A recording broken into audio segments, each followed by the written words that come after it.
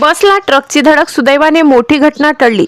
धुळे सुरत महामार्गावरील सोनखाम गावाच्या उड्डाण पुलाजवळ एसटी बसचा अपघात. सुदैवाने जीवितहानी टळली, मात्र बस मोठ्या प्रमाणात नुकसान झाल्याची घटना घडली.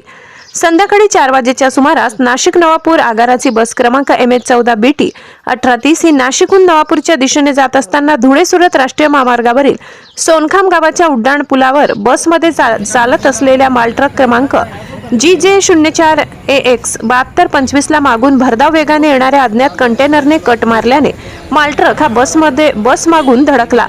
या धडकेत एसटी बस डिवायडर तोडत वर घसरली, यामुळे बसचे मोठ्या प्रमाणात नुकसान झाले, मात्र सुदैवाने जीवितहानी झाली नाही. बसमधील सर्व प्रवासी सुखरूप असून घाबरलेल्या अवस्थेत प्रवासी दिसून आले.